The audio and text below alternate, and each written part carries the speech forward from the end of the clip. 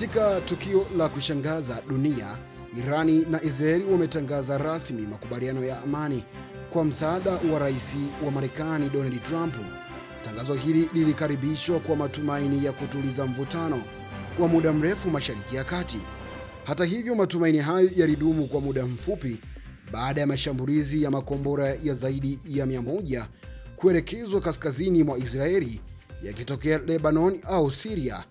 Jeshi la Israeli IDF limeripoti uharibifu mkubwa na vifo kadhaa.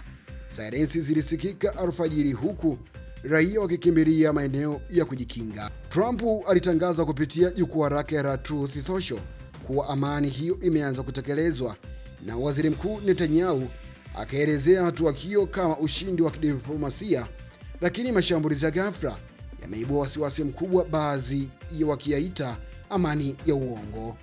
Wachambuzi wanaamini Irani huenda inatumia tangazo la amani kama hila ya kijeshi, hasa baada ya kuwashambulia Marekani katika maeneo yake ya nyuklia tarehe 21 Juni.